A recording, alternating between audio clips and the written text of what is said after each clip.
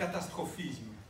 Alors, je ne sais pas ce qu'il en est dans la presse suisse, dans la presse de mon pays et dans d'autres journaux internationaux que je lis. On a parlé du rapport du GIEC sur le 1,5 comme d'un rapport alarmiste.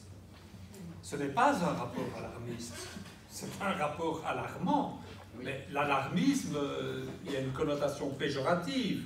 Quand on dit c'est alarmiste, c'est quelqu'un qui répand des informations biaisées pour semer la peur, voire la panique, semer une alarme non justifiée. Donc le rapport est alarmant, et en réalité, le rapport est plutôt pas assez alarmant, selon moi.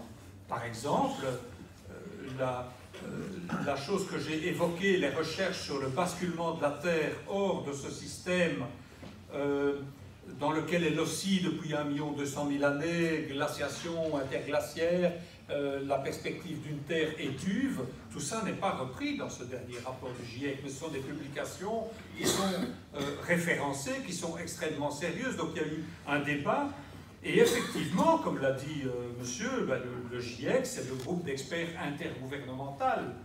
Alors personnellement, j'ai beaucoup de respect pour les physiciens qui écrivent des rapports sur les bases physiques du changement climatique.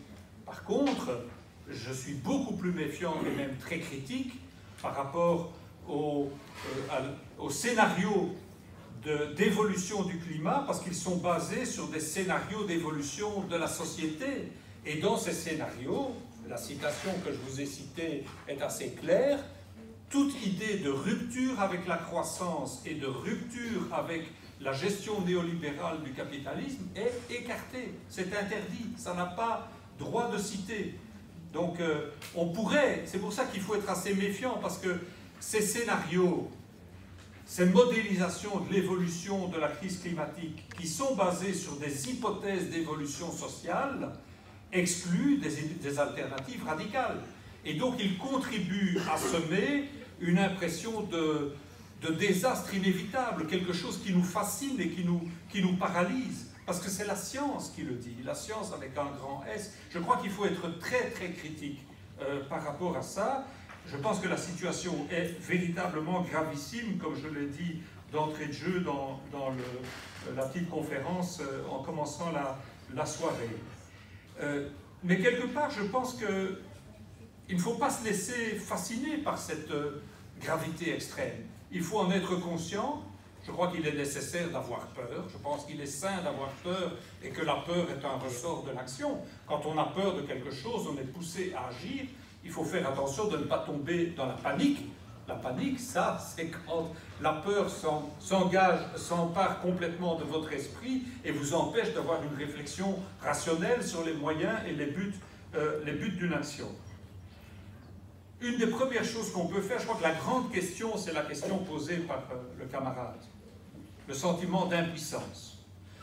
Je voudrais dire d'abord par rapport à ça que ce sentiment d'impuissance, je crois qu'il est très typique de nos sociétés occidentales capitalistes développées, où nous sommes confrontés à un très très gros problème stratégique que nous devons discuter, qui est la situation ambiguë, schizophrène, de la classe ouvrière, comme on dit, c'est-à-dire de l'immense majorité de la population active dans nos pays, qui est liée au système capitaliste pour une raison bien simple, qui est que tout salarié, toute salariée, dépend dans son existence quotidienne de la vente de sa force de travail à un patron, contre un salaire avec lequel elle va se procurer ses moyens d'existence.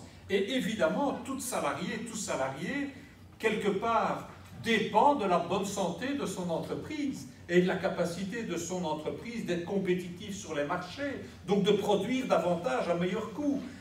En même temps, tout salarié sent bien que ce système est basé sur son exploitation, il est injuste, il est générateur d'inégalités sociales. Qu'est-ce que je veux dire par là?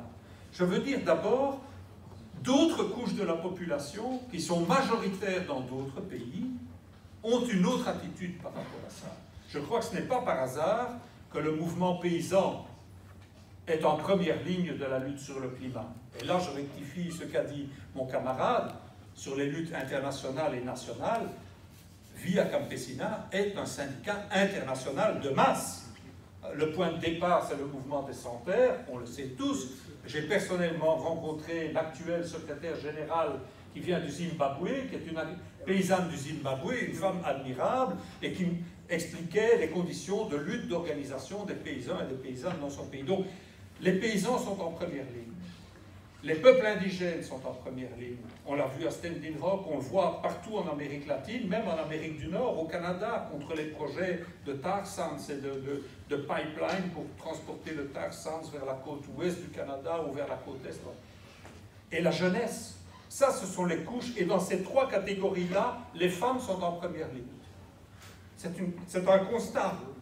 Et je crois que ce n'est pas par hasard. Je pense que, pas par essentialisme, pas parce que les femmes par essence seraient plus sensibles à la protection de la nature et de la vie, mais à cause de la place que le patriarcat attribue aux femmes dans la société, c'est-à-dire tout ce travail de soins, c'est les analyses qui sont faites par les écoféministes. De ce point de vue-là, elles sont plus sensibles à la question du soin aux vivants, non seulement aux humains, mais aux non-humains. Et donc il faut s'appuyer sur ces forces-là pour quelque part encercler la classe ouvrière, les organisations syndicales, peser sur elles pour essayer de les amener à dépasser la schizophrénie qui est celle des salariés, dépendants de leur patron, tout en sachant qu'ils sont exploités. Et je pense que cette situation-là, à la longue, cet encerclement peut produire ses effets. Je vais vous donner un exemple qui m'a fort frappé, qui est un petit exemple. Il y a quelques années, une camarade française me parlait des élections syndicales dans une centrale nucléaire du sud de la France, je ne sais plus laquelle.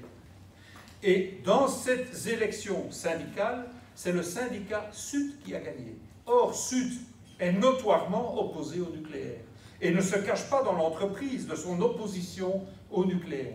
Et la majorité des travailleurs du nucléaire ont voté pour Sud. Ça veut dire quoi? Ça veut dire que, à l'intérieur des têtes, ou dans l'arrière-conscience, si on peut dire, des travailleurs, des travailleuses, l'idée de l'insoutenabilité d'un certain nombre de choses qui sont le produit du capitalisme, elle vit. Et elle vit malgré qu'ils sont obligés de vendre leur force de travail pour vivre, en l'occurrence de la vendre à la direction de la centrale nucléaire.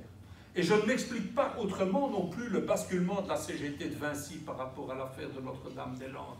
Et donc il est très important, tout en construisant nos mobilisations, nos mouvements, qui pour l'essentiel se font en dehors du mouvement syndical et en dehors de la masse des salariés, il est très important de chercher systématiquement à ouvrir des portes, des fenêtres, même petites, à l'intérieur du mouvement ouvrier. Et c'est possible encore, il y a des points d'appui. Je ne veux pas apparaître comme un délibérément optimiste, je suis très pessimiste sur l'évolution de la situation et sur la gravité de la situation, que ce soit clair. Mais je pense qu'il est trop tard aussi pour être pessimiste.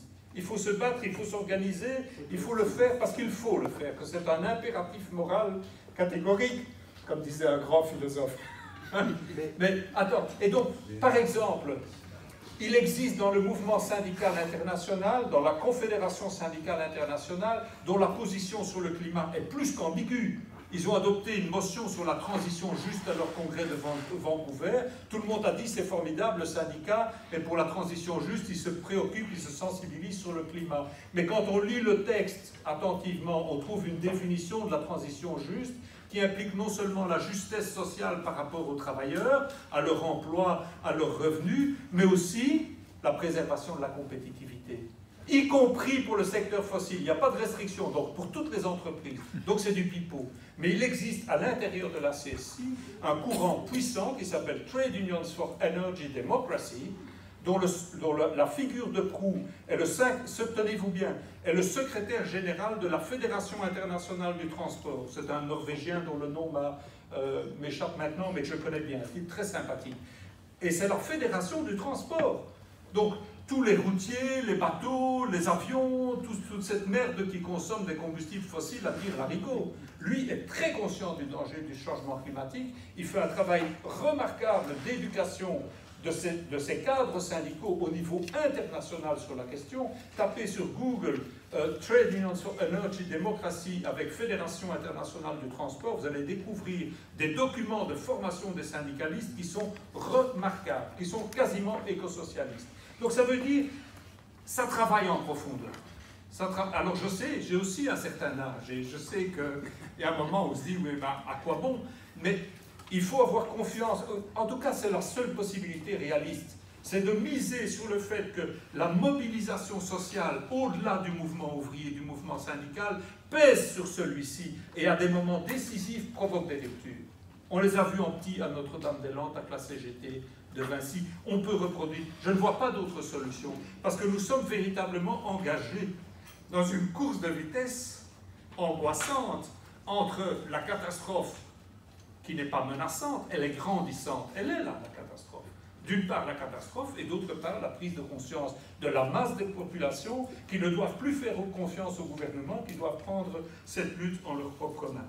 Donc ça répond, je crois, à toutes les préoccupations sur l'impuissance, et ça répond aussi à la question que tu posais. Je ne pense pas qu'il faut chercher un allié dans la classe capitaliste, dans le capitalisme vert, c'est pas ça du tout. Je voulais simplement pointer qu'à certains moments dans l'histoire, la classe dominante elle-même a opéré des mutations industrielles très rapides parce qu'elle en avait besoin pour ses propres intérêts. C'est ça le parallèle avec la Deuxième Guerre mondiale. Il n'a pas d'autre signification que ça. Mais le véritable allié qu'il faut gagner, c'est clairement la majorité sociale de la population. Et ça, dans nos pays, ça veut dire les salariés et les salariés, les travailleurs et les travailleuses. Et ça va être très, très, très difficile. Alors, sur le nucléaire et l'Allemagne, mais oui, Fukushima a servi de détonateur. Mais pourquoi ce détonateur n'a-t-il pas fonctionné dans mon pays, par exemple, où 70%, vous dites aussi 70% en Suisse, merci, ça c'est bien, parce que les Français, il faut toujours traduire, mais 70% d'électricité est produite par le nucléaire, et le détonateur de Fukushima n'a pas marché. Il a fonctionné en Allemagne, en tout cas c'est mon analyse, parce qu'il y avait depuis 30 ans un mouvement de masse opposé au nucléaire, Atomkraft, Mein Dank. Et la conjonction des deux a fait que, par opportunisme électoral, peut-être, je ne sais pas, Madame Merkel a décidé, bon, ben, on va sortir du nucléaire. Et l'affaire s'est jouée comme ça. Donc, ça confirme pour moi l'analyse comme quoi la clé de la situation, c'est de construire un mouvement de ce genre. Dernière chose, la stratégie du lobbying et la stratégie de pression sur les gouvernements, de grâce, jetons ça aux oubliettes ou au classement vertical. Nous avons déjà un climato-négationniste au pouvoir de la principale puissance responsable historique des émissions de gaz à effet de serre, Trump, et ce week-end nous aurons un nouveau climato-négationniste, probablement, malheureusement, au pouvoir d'un des grands pays émergents, le Brésil, qui propose comme Trump, qui a promis comme Trump de sortir son pays de l'accord de Paris, avec le même genre de pseudo-arguments. Et Trump, effectivement, ou son administration, a déclaré récemment, inutile d'encore se disputer sur le changement climatique, puisque de toute façon, la température augmentera de 4 à 7 degrés, n'est-ce pas? Donc, peu importe que ce soit anthropique ou pas anthropique, voilà, et que crèvent les pauvres. Ça, c'est la mentalité de ces gens-là. Ce sont véritablement les cavaliers de l'Apocalypse. Hein. Et face à eux, Gandalf, vous ne passerez pas.